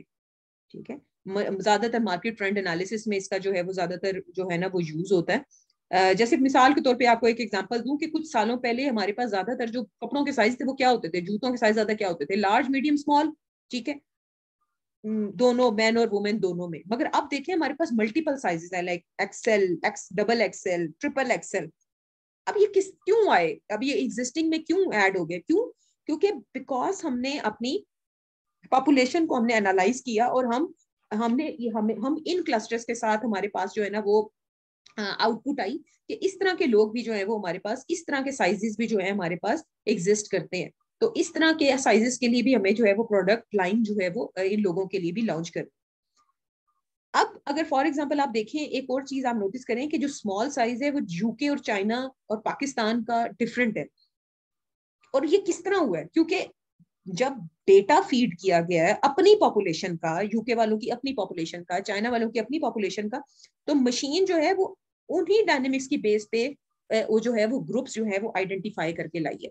तो आई होप आपको अब तक ये सारी सिचुएशन समझ आ गई होगी कि क्लस्टरिंग, क्लासिफिकेशन, रिग्रेशन बेसिकली इनका क्या, और सुपरवाइज लर्निंग और अनसुपरवाइज लर्निंग बेसिकली इनकी क्या जो है वो साइंस है, और किस तरह से जो है ये यू कैन से आप ये काम करते हैं। ठीक है, अब हम आगे चलते हैं और आगे देखते हैं। फॉर एग्जाम्पल अगर एक क्विक रिकैप आपको क्लस्टरिंग का कह लें कि आपको मजीद समझाने के लिए थोड़ा सा बताऊं कि यहाँ पे आप देखें हमारे पास जो है वो दो क्लस्टर्स बने, राइट? दो क्लस्टर्स हैं, कुछ स्क्वायर्स और कुछ हमारे पास हैं क्या, सर्कल्स। ठीक है, इन डिटेल अगर देखें तो यहाँ पे अगर मिसाल के तौर पे हमने क्लस्टर्स बनाने हैं, मशीन क्लस्टर्स बनाने हैं, तो मशीन अनसुपरवाइज वे में क्या करेगी, उसने कैसे ही क्लस्टर्स बनाए? हमने ये जो लेफ्ट हैंड साइड पे हमने ये रॉ डेटा मशीन को दे दिया। अब मशीन ने किस तरह से ये क्लस्टर्स बनाया, उसने एक एक इंस्टेंस उठाया। ठीक है, मिसाल के तौर से पहला इंस्टेंस उठाया ब्लू सर्कल, और उसने उसके नेक्स्ट इंस्टेंस के साथ उसको मैच किया। ठीक है, वो भी ब्लू सर्कल था। तो उसने देखा कि ये एक दूसरे के साथ बहुत सिमिलर है, इसके जो फीचर्स की बेस पे उसने कोई सिमिलैरिटी कंप्यूट की, और उसने कहा कि ये देखने में बिल्कुल एक जैसे हैं और इसमें बहुत ज्यादा सिमिलैरिटी है अपने फीचर्स की बेस पे। तो इसने क्या किया कि इसको जो है ये एक जो है ना क्लस्टर में डाल दो। फिर उसने क्या किया, उसने अगले इंस्टेंस चेक किया, लेट्स सपोज वो रेड स्क्वायर था। ठीक हो गया, अब उसने देखा कि ये जो है ये उससे डिफरेंट है, मगर इनकी सिमिलैरिटी जो है वो मैच नहीं करती। तो उसने क्या किया कि इसने कहा कि नहीं, ये इस वाली कैटेगरी से बिलोंग नहीं करता, इसको दूसरे क्लस्टर में डाल दो। तो इसी तरह से करते करते करते उसने जो है वो दो जो है वो उसने क्लस्टर्स बना दिए, एक सर्कल्स का और एक स्क्वायर्स का। फर्दर इसके ऊपर में मजीद एनालिसिस करके मजीद क्लस्टर्स हो सकते हैं, जैसे कुछ ओवल किस्म के सर्कल्स हैं और कुछ राउंड किस्म के सर्कल्स हैं। तो ये डिपेंड करता है आपके फीचर्स की बेस पे, सेट ऑफ कुछ पैरामीटर्स की बेस पे कि किस बेस पे जो है ना आप क्लस्टर्स जो है वो डिवाइड कर रही है मशीन। इसकी एक और एग्जांपल भी हो सकती है कि जैसे मिसाल के तौर पर यूनिवर्सिटी में आते हैं तो पहले आप किसी को जानते ही नहीं हो, मगर till end of the semester आपके कुछ ग्रुप्स बन जाते हैं। ये किस बेस बनते हैं? क्योंकि आप इंटरेक्ट करते हैं एक दूसरे के साथ, और आहिस्ता आहिस्ता आपको पता चलता है कि आपकी जो हो सकता है आप लोगों की कोई सिमिलैरिटी की बेस पे, ठीक है, आप लोगों की ट्रस्ट इंटरेस्ट मिलते हैं, आप लोगों के कैलिबर मिलता है, किसी भी बेस के आपके ऊपर जो है ना वो आपके ग्रुप्स बन जाते हैं। तो क्या है, मल्टीपल इंस्टेंसेस थे, आप मुख्तलिफ स्टूडेंट्स थे, हो सकता है मल्टीपल एट्रीब्यूट्स, मुख्तलिफ कह लें कि जो उनके फीचर्स हैं, इनिशियली आपको नहीं पता था, आपको और ये फैक्ट्स नहीं पता था कि आपके पास कितने मल्टीपल लोग जो है वो एक दूसरे से इंटर रिलेटेड है। ये हिडन था, आपको तो नहीं पता था ना आपके साथ कौन सा मैचिंग जो है ना वो बंदा है और आपका ग्रुप बन जाएगा। ये पहले से ये पता नहीं था ये चीज। ये किस तरह से आइडेंटिफाई हुई? In the basis of features. आप वो लाइकनेस हो सकती है, आपकी इंटरेस्ट हो सकती है, आप एक क्लास में हैं, ठीक है। तो इसी तरह मुख्तलिफ कह लें कि फीचर्स की बेस पे, मुख्तलिफ करेक्टरिस्टिक्स की बेस पे आपके जो है वो क्लस्टर्स जो है वो इस्टेब्लिश हो जाते हैं। अब आगे चलते हैं हम। अब हम बात करते हैं कि सिंपल लीनियर रिग्रेशन की। बेसिकली ये एक स्टैटिस्टिकल कॉन्सेप्ट है जो कि स्टैटिस्टिक्स की डोमेन से जो है वो डिराइव हुआ है। हम एक कंप्यूटेशनल मॉडल बनाते हैं कंप्यूटर को यूज करते हुए या मशीन को यूज करते हुए, जो कि बिल्कुल प्योरली उसी रिग्रेशन के कॉन्सेप्ट के ऊपर मैप करता है, उसी कॉन्सेप्ट के ऊपर बेस करता है जो कि आप स्टैट्स में नॉर्मल रिग्रेशन का कॉन्सेप्ट पढ़ते हैं। ठीक है, तो हम इसको जो है वो अपनी एनालिसिस के लिए या अपनी प्रिडिक्शन के लिए हम इसको यूज करते हैं। Let's move forward. अगर हम रिग्रेशन की बात करें तो रिग्रेशन बेसिकली है क्या? It's a form of predictive modelling technique जो कि क्या इन्वेस्टिगेट करती है एक रिलेशनशिप डिपेंडेंट वेरिएबल और इंडिपेंडेंट वेरिएबल के दरमियान। ठीक है, कि क्या रिलेशनशिप एग्जिस्ट करता है किसी भी डिपेंडेंट और independent you can say entities के दरमियान। अब अगर हम बात करें रिग्रेशन एनालिसिस की कि क्या इसके मेजर यूजेस हैं और कहाँ पे ये यूज होता है, तो इसके जो मेजर यूजेस में आप कह लें कि जब हम इस चीज में इंटरेस्टेड होते हैं कि इंडिपेंडेंट वेरिएबल का डिपेंडेंट वेरिएबल के साथ क्या रिलेशन है। ठीक है, या इंडिपेंडेंट वेरिएबल जो है वो डिपेंडेंट वेरिएबल को किस तरह से इफेक्ट कर रहा है, तो फिर ये किसकी एग्जाम्पल है? ये रिग्रेशन एनालिसिस की एग्जाम्पल है। फॉर एग्जाम्पल अगर हम ये चेक करना चाह रहे हैं कि what is the strength of a relationship between sales and the amount we are spending on marketing, ठीक है, या हम ये असेस करना चाह रहे हैं कि एज का जो है वो इनकम के ऊपर जो है वो क्या कह लें कि उनका रिलेशनशिप है। इवन ये जो है वो आपके इम्पैक्ट ऑफ चेंज को भी जो है चेक करने के लिए यूज किया जा सकता है। Regression analysis even help you out to understand कि आपका जो डिपेंडेंट वेरिएबल का चेंज है, ठीक है, वो रिजल्ट को जो है वो किस तरह से चेंज करता है एक या एक से ज्यादा इंडिपेंडेंट की केसेस, इंडिपेंडेंट वेरिएबल की केस में। फॉर एग्जांपल इसकी एग्जांपल मैं आपको ऐसे देती हूँ कि फॉर एग्जांपल आपके जो है वो how much sale income I will get after spending this much marketing income. ठीक है, हमारी इतनी मार्केटिंग की इनकम अगर हम स्पेंड कर रहे हैं तो हम कितनी जो है वो सेल एक्सपेक्ट कर सकते हैं, हम इसको जो है प्रिडिक्ट कर सकते हैं। हम ट्रेंड फोरकास्टिंग कर सकते हैं, यानी कि फॉर एग्जांपल आप रिग्रेशन एनालिसिस जो है वो ट्रेंड्स को, फ्यूचर वैल्यूज को प्रिडिक्ट करने के लिए जो है यूज कर सकते हैं, पॉइंट एस्टिमेट्स निकालने के लिए। मिसाल के तौर पे आप ये देखना चाह रहे हैं कि नेक्स्ट 6 महीनों में बिटकॉइन की जो प्राइस है वो क्या होगी। ठीक हो गया। अब मजीद इसको देखते हैं कि रिग्रेशन कहाँ यूज की जा सकती है। अब अगर हम देखें कि हमारी कोई कंपनी है और हम ये देखना चाह रहे हैं कि उसकी हमारे पास प्रीवियस हमारे पास रिकॉर्ड है उनकी के जी उनका साल में हर महीने उनकी जो सेल है वो इंक्रीज ही हुई है, तो अगर हम जो उनकी सेल है जो हर मंथ में इंक्रीज हुई है, अगर हम जो टाइम है अगर हम एक्स एक्सिस प्लॉट कर लें और जो उनकी मंथली सेल्स है वो वाई एक्सिस से प्लॉट कर लें, तो ये जो है ये एक लीनियर पैटर्न है। और इस लाइन के स्लोप से आपको पता है कि किसी भी जो भी लाइन की इक्वेशन होती है उसमें दो चीजें होती हैं, आपकी स्लोप और इंटरसेप्ट। ठीक है, स्लोप से आप इस काबिल हो जाएंगे कि आप ये प्रिडिक्ट करें कि इसकी जो फ्यूचर मंथ्स है उसमें इसकी क्या सेल होगी। इसी तरह इसकी मजीद ये हो सकती है एग्जाम्पल कि अगर आप ये असेस करना चाह रहे हैं कि कोई कस्टमर्स की जो आप कह लें कि जो कंजम्पशन होती है, कोई प्रोडक्ट को आप यूज कर रहे हैं, तो अगर किसी आपके पास डेटा है और आपने उसको प्लॉट की है तो आप इसको प्रिडिक्ट कर सकते हैं कि अगर प्राइसेस जो है मिसाल के तौर पर इंक्रीज हो रही हैं तो कस्टमर्स जो है वो किसी भी प्रोडक्ट को यूज करना कम कर देते हैं। तो फिर क्या होगा कि हम इन फ्यूचर प्राइसिंग को लेके अपने इंपॉर्टेंट डिसीजंस ले सकते हैं ताकि हमारी जो सेल है या जो हमारे कस्टमर्स हैं वो रिटेन रहे, वो लूज ना हो। इसी तरह हम रिस्क असेसमेंट कर सकते हैं कि फॉर एग्जांपल अगर हमारे पास जो है प्रॉपर रिकॉर्ड मौजूद है हमारे पेशेंट्स का, उनकी एजेस मौजूद है, तो हम ये असेस कर सकते हैं रिग्रेशन एनालिसिस से कि जो नंबर ऑफ इंश्योरेंस क्लेम्स है अगर हम उसको देखना चाह रहे हैं कि एज के साथ उसका क्या ताल्लुक है, तो हम हमारे पास अगर डेटा मौजूद है तो हम ये देख सकते हैं कि ज्यादातर जो हमारे ओल्ड एज के लोग हैं, जो हमारे बूढ़े लोग हैं, वो ज्यादा नंबर ऑफ इंश्योरेंस जो है वो क्लेम करते हैं। और इस एनालिसिस से हमें मजीद गाइडेंस मिल सकती है कि हम इस जो रिस्क एनालिसिस कर सकें, हम फाइनेंशियल या कह लें कि ये जो बात हो रही है इंश्योरेंस डोमेन में, हम इसकी जो है वो प्रॉपर बिजनेस डिसीजंस कर सकें। तो इस तरह से हमें जो है रिग्रेशन एनालिसिस जो है हमें फायदामंद होता है।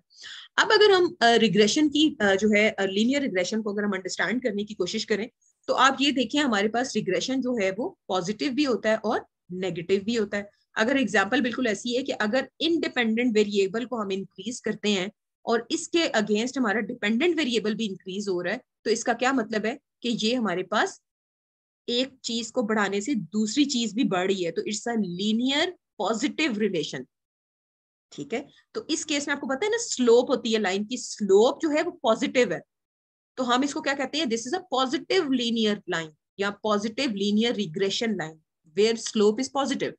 इन अदर केस अगर हम किसी जो है वैल्यू को बढ़ा रहे हैं मगर दूसरी वैल्यू जो है वो कम हो रही है, ठीक है, तो इस केस में जो हमारा स्लोप है वो क्या होगा, वो नेगेटिव होगा। इंडिपेंडेंट को देखें आपने बढ़ाया तो डिपेंडेंट हमारे पास जो है वो क्या हो रहा है, कम हो रहा है, तो इस केस में हमारा स्लोप जो है वो नेगेटिव है, तो इसलिए हम इसको क्या कहते हैं, it's a negative linear regression, right. अब अगर हम आगे चलें और यहाँ पे आप एग्जांपल देखें, तो ये देखें यहाँ पे इंडिपेंडेंट वेरिएबल और ये डिपेंडेंट वेरिएबल। तो बेसिकली लीनियर रिग्रेशन वही लगता है when there is a relationship between independent variable and there is a relationship between independent variable and dependent variable.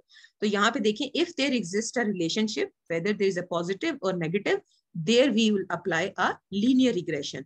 ठीक है, अब यहाँ पे जो हम, आपको पता है कि जब हमने, हमारे पास होते हैं डेटा पॉइंट्स, हमारे पास होते हैं इंस्टेंसेस, जो हमारे डेटा सेट होता है, ठीक है, तो यहाँ पे जो डेटा सेट्स हैं, हम उन डेटा सेट के जो पॉइंट्स हैं, एक्स वाई पॉइंट्स हैं, उनको हम प्लॉट करेंगे।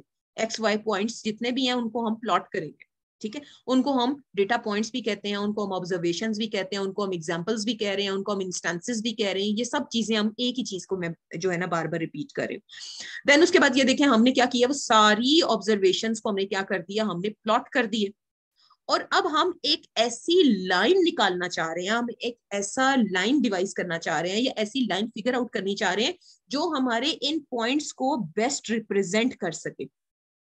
अब आपको पता है यहाँ पे बेसिकली बेशुमार लाइनें हो सकती हैं, तो अब उनमें से हमने कौन सी लाइन हमारी बेस्ट सूटेड लाइन होगी जो कि बेस्ट रिप्रेजेंट करेगी इस पूरे डेटा को, ये हम आगे मजीद डिटेल में देखेंगे। अब अगर मिसाल के तौर पे आपने, इस तरह बेशुमार लाइनें हो सकती हैं, अब एक चीज आपने देखनी है, आपने एक लाइन सेट की, फॉर एग्जांपल रैंडमली आपने एक लाइन निकाली, डब्ल्यू जो आपकी लाइन की इक्वेशन होती है, y is equal to m x plus c, ठीक है, आपने उसमें कोई वैल्यू रैंडमली उसमें डाली, उसकी, क्योंकि x आपके पास था, y आपके पास था, y इज यू नो, हमने पिछले लेक्चर में देखा था कि y इज और आउटपुट, या y इज और डिपेंडेंट वेरिएबल, x इज और इंडिपेंडेंट वेरिएबल, तो x में आपने वैल्यू दी और y आपको पता है ड्यूरिंग ट्रेनिंग।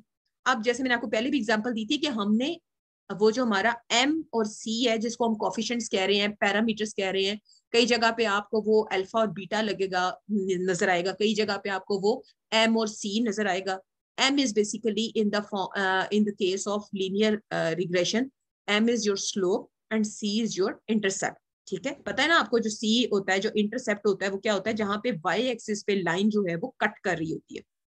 तो बेसिकली मॉडल क्या है कि हमें वो कोफिशिएंट्स फाइंड आउट करनी है, जैसे मैंने आपको पीछे एग्जांपल में भी बताया था।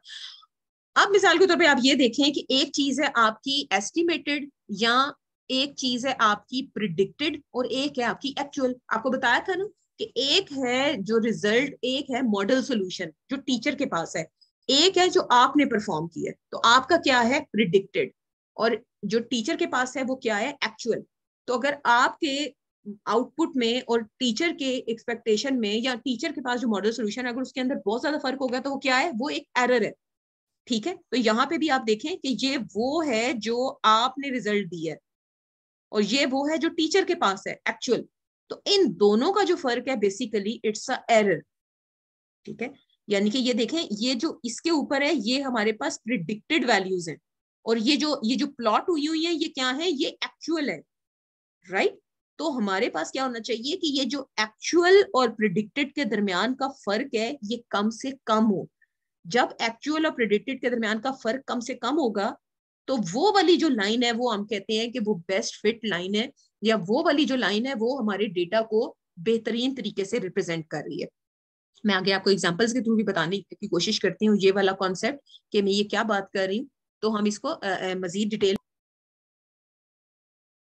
रिग्रेशन मॉडल में बेसिकली आप जो अभी तक आपने सुना होगा, जो समझा होगा, उसमें जो आपके वेरिएबल्स हैं उनके दरमियान का रिलेशनशिप आप आइडेंटिफाई करते हैं।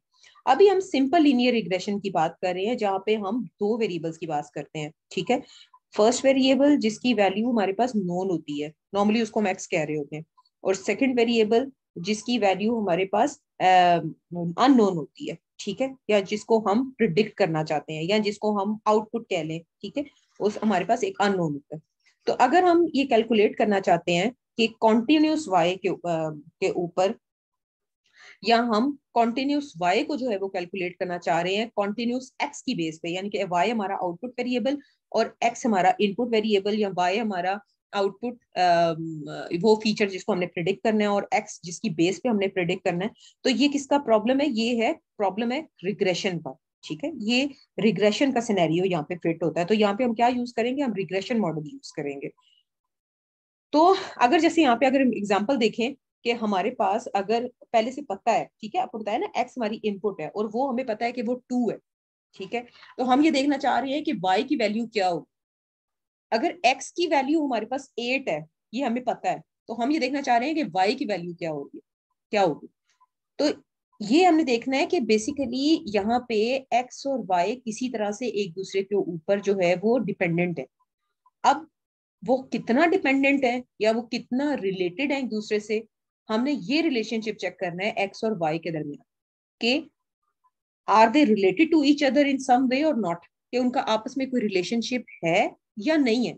अगर एक्स और वाई एक दूसरे के ऊपर डिपेंडेंट है या एक दूसरे से रिलेट करते हैं किसी भी तरह से, कि अगर फॉर एग्जांपल अगर हम ये देखना चाहें कि अगर हम एक्स के अंदर कोई चेंज पैदा होता है तो क्या वो चेंज वाई को किसी तरह इफेक्ट करता है, ठीक है। तो हमें ये जो है ना, we should be able to measure that change, so that if we get to know the value of x and we can calculate or judge the value of y, so this is the case of your regression model। X को जो है हम मुख्तलिफ चीजें कहते हैं। जो हमारा एक्स है हम उसको इनपुट वेरिएबल भी कहते हैं, एक्सप्लेनेटरी वेरिएबल भी कहते हैं, ठीक है, इंडिपेंडेंट वेरिएबल भी कहते हैं। इंडिपेंडेंट क्यों कहते हैं? क्योंकि ये वो वेरिएबल होता है जिसकी बेस पे जो है वो आप प्रिडिक्शन करते हैं, इसीलिए हम इसको एक्सप्लेनेटरी कहते हैं या इंडिपेंडेंट कहते हैं। मशीन लर्निंग की केस में हम इसको फीचर्स कहते हैं, ठीक है, कि एक्स जो फीचर है जो कि हमें पहले से पता है और इसकी बेस पे हमने जो है वो वाई डिटरमिन करना है। तो हम इसको जो है वो क्या कहते हैं? हम इसको प्रिडिक्टर भी कहते हैं, कि ये प्रिडिक्टर है जो कि यूज होगा कुछ भी प्रिडिक्शन करने के लिए। इसी तरह वाई जो है उसको हम क्या कहते हैं? हम उसको डिपेंडेंट वेरिएबल भी कहते हैं, उसको हम कह लें कि टारगेट वेरिएबल भी कहते हैं, उसको हम प्रिडिक्टेड वेरिएबल भी कहते हैं, उसको हम लेबल, आउटपुट, रिस्पॉन्स, आंसर, मतलब मुख्तलिफ चीजों से आप कह लें कि समझ लें इसको एक ही बात है, ठीक है। और राइट, आगे चलते हैं। अब रिग्रेशन मॉडल में बेसिकली आपने कैलकुलेट करना होता है या आपने एस्टिमेट करना होता है इंडिपेंडेंट और डिपेंडेंट वेरिएबल के बीच में जो है वो रिलेशनशिप, ठीक है। हमारे पास एक्स जो है वो पहले से है और हमने जो है वो वाई को प्रिडिक्ट करना है। फॉर एग्जांपल एक्स जो है वो हमें पता है कि आपने एफएससी में मिसाल के तौर पे कितने मार्क्स लिए, और अब हम ये प्रिडिक्ट करना चाह रहे हैं कि आपका फर्स्ट सेमेस्टर में क्या सीजीपीए होगा या फाइनल सेमेस्टर में आपका क्या सीजीपीए होगा। तो अब ये बोथ जो वेरिएबल्स हैं ये एक दूसरे से रिलेटेड है, तो ये हम रिग्रेशन के थ्रू हम इसको एस्टिमेट कर सकते हैं। हमें ये एक ऐसी इक्वेशन देगा जिसकी बेस पे हम जो है वो वैल्यू को प्लेस करके एक्स की वैल्यू को अगर हम प्लेस करें, यानी कि जो हमारा इंडिपेंडेंट वेरिएबल है उसकी वैल्यू को हम प्लेस करें, तो हमारे पास इंडिपेंडेंट वेरिएबल की या वैल्यू जो है वो आउटपुट वेरिएबल की या प्रिडिक्टेड की हमारे पास जो है वो आ जाएगी।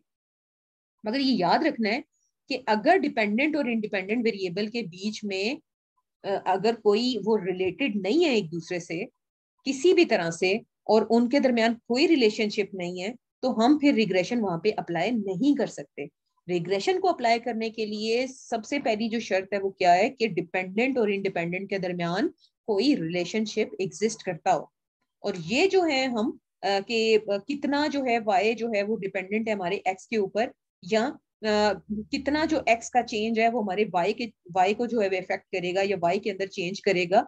ये जो है हम या हम ये कहें कि कितना स्ट्रॉन्ग रिलेशनशिप है दोनों के दरमियान, ये हम जो है वो कोरिलेशन के थ्रू जो है वो आइडेंटिफाई कर सकते हैं। या हम ये कह सकते हैं कि कितना स्ट्रॉन्ग रिलेशनशिप है, जैसे फॉर एग्जांपल ये कह सकते हैं आप कि अगर एक्स के अंदर थोड़ा सा चेंज जो है वो वाई के अंदर बहुत ज्यादा चेंज प्रोड्यूस करता है, या एक्स के या एक्स के अंदर थोड़ा सा चेंज जो है वो वाई के अंदर थोड़ा सा चेंज प्रोड्यूस करता है। तो हमें ये सबसे पहले ये चीजें अंडरस्टैंड करनी होती हैं। तो ये जो स्ट्रेंथ ऑफ रिलेशनशिप है ना, ये बेसिकली हम अपने कोरिलेशन के थ्रू फाइंड आउट कर सकते हैं। आपने स्टार्ट में पढ़ा होगा कि कोरिलेशन क्या होता है। बेसिकली वो क्या फाइंड आउट करता है कि हमारे दोनों वेरिएबल्स के दरमियान कोई रिलेशनशिप एग्जिस्ट करता है, और अगर रिलेशनशिप एग्जिस्ट करता है तो वो उसकी क्या स्ट्रेंथ है। तो ये बेसिकली आपने स्टार्ट में ये चीजें पढ़ी होंगी। अब अगर एग्जाम्पल की हम बात करें, तो जैसे फॉर एग्जाम्पल अगर हम यहाँ पे बात करें तो डिपेंडेंट इस सिचुएशन में हमारे पास के डिपेंडेंट वेरिएबल हमारे पास है कि रिटेल प्राइस ऑफ गैसोलीन, और जो कि इंडिपेंडेंट क्या है, प्राइस ऑफ क्रूड ऑयल। इसी तरह अगर हम ये कहें कि एम्प्लॉय की इनकम जो है वो डिपेंडेंट है, तो वो किस पे हमारे इंडिपेंडेंट कौन कौन से हैं कि वो कितने आवर काम करता है, उसकी एजुकेशन क्या है, उसका ऑक्यूपेशन क्या है। ठीक है।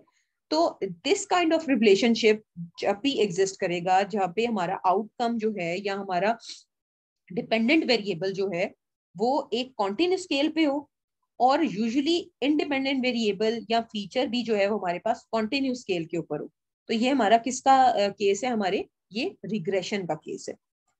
या आप ये कह लें कि अगर किसी भी आइटम की जो प्राइस है, ठीक है, वो हमारे पास इंडिपेंडेंट है, और हम कह रहे हैं कि जो डिपेंडेंट है वो हमारे पास क्या है कि उसकी अगर प्राइस जो भी है वो उसकी कितनी आइटम्स जो है वो सेल होते हैं। तो ये जो है ये भी क्या है, ये लीनियर रिग्रेशन का एक प्रॉब्लम है जिसमें एक डिपेंडेंट है और एक इंडिपेंडेंट है। तो इससे क्या होगा कि जो भी हमारा प्राइस चेंज इन प्राइस है किसी भी आइटम का, वो किसके ऊपर इम्पैक्ट क्रिएट करेगा कि उस आइटम के कितने मतलब पीसेस जो है वो, या उसकी कितनी क्वांटिटी जो है वो सेल होती है। तो ये क्या है, बेसिकली कोरिलेटेड है। क्यों? क्योंकि बिकॉज प्राइस के रिड्यूस की जो इफेक्ट है वो डायरेक्ट किसके ऊपर पड़ा है, उसी आइटम की सेल की इंक्रीज के ऊपर पड़ा है। तो ये एक नॉर्मल सिचुएशन है। इसी तरह आप एक और देखें कि आपका रिजल्ट, फॉर एग्जांपल आप एक स्टूडेंट जो है वो कितने घंटे स्टडी करता है, उसका जो है वो रिलेशनशिप बनता है आपकी ग्रेड के साथ, कि अगर आप जितना ज्यादा पढ़ेंगे उतना ही अच्छा आपका जो है वो ग्रेड आएगा। ये चेक किया जा सकता है अगर हम अपने रिकॉर्ड्स को एनालाइज करें, जब हम अपने प्रीवियस डेटा को जो है मशीन को फीड करें, तो क्या होगा कि जो भी स्टूडेंट्स कोई कोर्स पढ़ रहे हैं, अगर हमने ग्रेड को असेस करना हो, तो वो क्या है कि उनके मार्क्स की बेस पे या वो नंबर ऑफ आवर्स, कितने आवर्स वो स्टडी करते हैं, तो वो उसके ऊपर हम असेस कर सकते हैं। तो there is a relationship between these two variables, right. इसी तरह से ये जो है, अगर आप ये देखें यहाँ पे आगे भी कुछ एग्जांपल्स हैं कि स्टूडेंट जो है वो डेली कितना सोता है, उसका रिलेशनशिप है कि बेचारे को कितना जो है ना वो ट्रैवल करना पड़ता है यूनिवर्सिटी से घर तक का। इसी तरह जो मैंने अभी आपको एग्जांपल दी थी कि बंदे की कितनी जो है मंथली इनकम है, उसका रिलेशनशिप है उसकी क्वालिफिकेशन, उसके एक्सपीरियंस के ऊपर। एक और आप लोग तो बड़े अच्छी तरीके से इसको रिलेट करेंगे, जो आपको पॉकेट मनी मिलती है वो बहुत ज्यादा इस चीज पे डिपेंड करती है कि आप लोगों के कितने जो है ना वो बहन भाई हैं। जाहिर है ढेर सारे बहन भाई होंगे तो अब्बू जो है या अम्मी जो है वो उसी हिसाब से आपको जो है वो पॉकेट मनी जो है वो देंगी। अब हमारे पास जो आगे कॉन्सेप्ट है बाईवेरिएट मल्टीवेरिएट का, वो हम इंशाल्लाह अगले पार्ट में डिस्कस करते हैं। मुझे उम्मीद है यहाँ तक हमने जितनी बातें डिस्कस की हैं वो आपको समझ आ गई होंगी।